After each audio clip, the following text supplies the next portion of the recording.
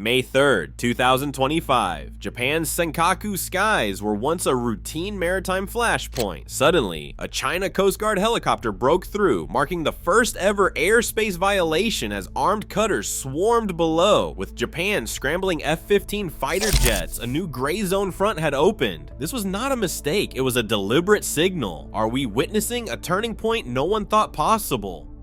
At 12:18 p.m. on May 3rd, 2025, the China Coast Guard vessel CCG-2303 Meishan crosses into Japanese territorial waters south-southeast of Minamikojima. Within minutes, 3 more China Coast Guard ships, each armed with autocannons, enter the waters near Wotsurujima and Kubajima, forming a coordinated surface presence inside the 12 nautical mile boundary. As the ships maneuver, the deck of CCG-2303 comes alive. At 12:21, a Z-9 helicopter, registration 15906, lifts off from the cutter's flight deck, its rotors slicing the air above the disputed islands. For the next 15 minutes, the helicopter remains within what Japan defines as sovereign airspace, circling over the waters off Minamikojima. Japanese Coast Guard patrols track every movement, relaying position and altitude to command. Warnings are issued by radio, but the helicopter maintains its track. On the ground at Naha Air Base, the Southwestern Air Defense Force receives the alert. Orders are passed and 2 F-15 fighters scramble, engines roaring to life as they launch toward the Senkaku sector. The fighters close the distance, but no weapons are fired. Their mission is interception and deterrence, not escalation. At 12:36, the Z-9 completes its circuit and returns to the deck of CCG-2303. The 4 Chinese cutters linger in territorial waters, their presence unmistakable on radar and through binoculars. By 12:58, CCG-2303 begins to exit the area, with the remaining vessels following suit by 1:03 p.m. The entire operation, from first ship entry to final withdrawal, unfolds in less than an hour. Every movement logged, every platform identified, every second raising new questions about what might come next. Japan's official timeline for the May 3rd incident rests on multiple, independently sourced records. The Japan Coast Guard's 11th Regional Headquarters in Naha provided the core chronology. 4 China Coast Guard vessels, including China Coast Guard vessel CCG-2303 Meishan, entered territorial waters around Minamikojima, Wotsurujima, and Kubajima between 12:18 and 13:03. This entry and the launch of a Z-9 helicopter from CCG-2303 at 12:21 are documented in Japan Coast Guard public statements and confirmed by photographs showing the helicopter registration 15906 on the vessel's deck. These images, released by the Japan Coast Guard, serve as visual confirmation of both the platform and its location during the incursion window. The Ministry of Defense released statements detailing the Air Self-Defense Force's response. 2 F-15 fighter jets scrambled from Naha Air Base after the helicopter was detected in Japanese airspace. The Ministry of Defense's summary aligns with the Japan Coast Guard timeline, noting no weapons or flares were used. The Ministry of Foreign Affairs added a diplomatic layer, publishing the text of Vice Minister Funakoshi's protest to Ambassador Wu on May 3rd, explicitly citing the violation of Japan's territorial airspace by a helicopter launched from a China Coast Guard vessel. Independent analysts, including Sealight and The Diplomat, cross-referenced these government sources with long-term AIS tracking and satellite data to confirm the presence and pattern of China Coast Guard operations. However, raw radar logs, internal Japan Air Self-Defense Force scramble orders, and high-resolution satellite imagery with time-stamped metadata have not been made public. Most open-source reconstructions rely on official summaries, released images, and secondary analytic confirmation. Each layer, Japan Coast Guard incident reports, Ministry of Defense statements, photographic evidence, and analytic cross-check forms a chain of verification, but the absence of original sensor data leaves a gap that only direct disclosure could fill. Under international law, a nation's sovereignty extends not only to its land and territorial waters, but also to the airspace above those waters. The United Nations Convention on the Law of the Sea, known as UNCLOS, sets the territorial sea limit at 12 nautical miles from a country's baseline, usually the low watermark along its coast, or in this case, the outer edge of the Senkaku Islands. Within this boundary, the coastal state exercises full control over both the water and the air above. Aircraft, whether civilian or state operated, cannot enter this airspace without explicit permission.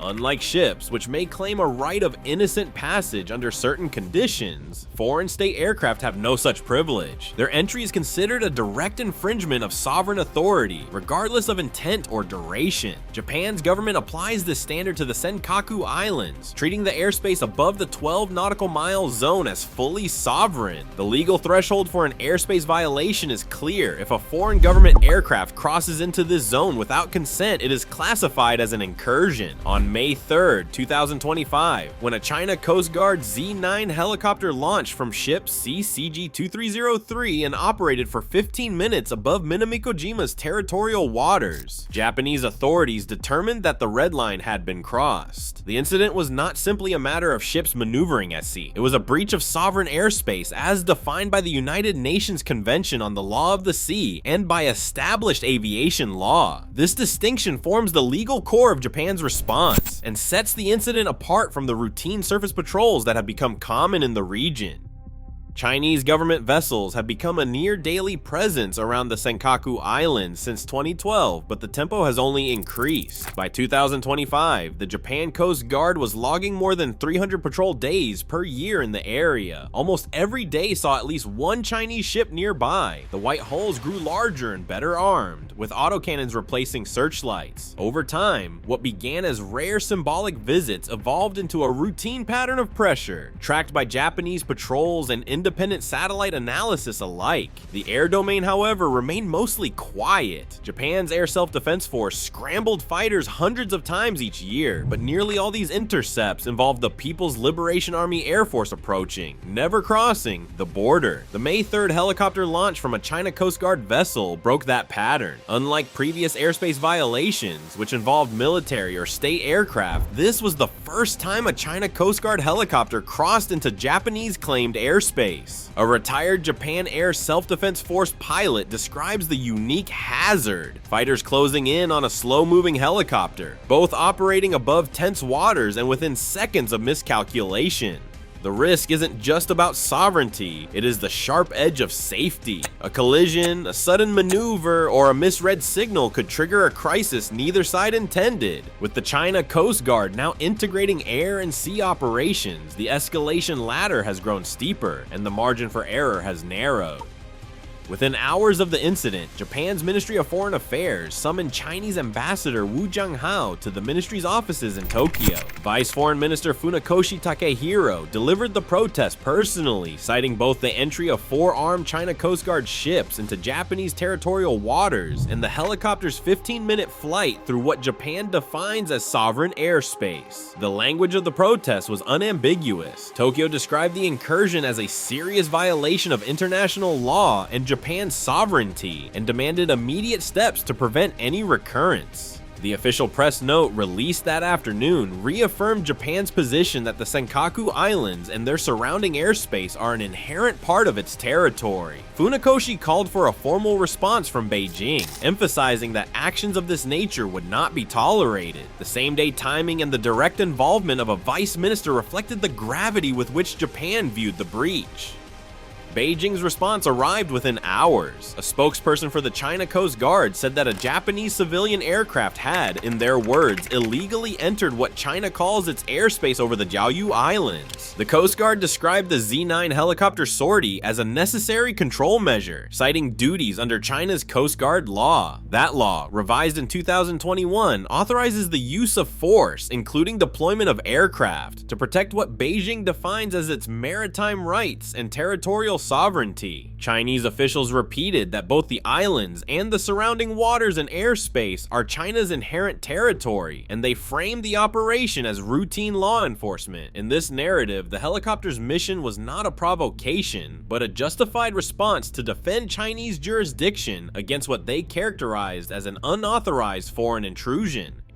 Analysts tracking the aftermath of May 3rd point to 3 possible directions. First, the pattern could settle into a tense but managed routine. In this scenario, both sides continue regular patrols. Chinese Coast Guard vessels and helicopters make more appearances. Japanese fighters scramble as needed, but neither side crosses the line into direct confrontation. Close encounters become common, but diplomatic channels and strict rules of engagement keep the situation contained. A second path involves gradual pressure. future, China could expand helicopter flights or introduce new assets, drones, larger aircraft, or even armed variants, while Japan increases its own patrols and coordination with the United States. Each new move tests the other side's response, raising the risk that small incidents could pile up, eroding the status quo and fueling domestic calls for tougher action. The third scenario carries the greatest risk. A miscalculation in the air or at sea, a collision, an unexpected maneuver, or a radar lock could trigger a chain reaction. In the absence of robust crisis de-escalation agreements, even a minor incident might escalate quickly, drawing in political leaders and making de-escalation harder. For those watching the region, these are the signals to track: the frequency of China Coast Guard air sorties, the presence of new platforms, and any sign that routine has given way to reaction. Gray zone tactics now span both sea and sky, redrawing the boundaries of risk in East Asia. Every new incursion tests not just territory, but resolve. In this standoff, hesitation signals weakness, and the next escalation could come without warning. What would you do if the line moves closer?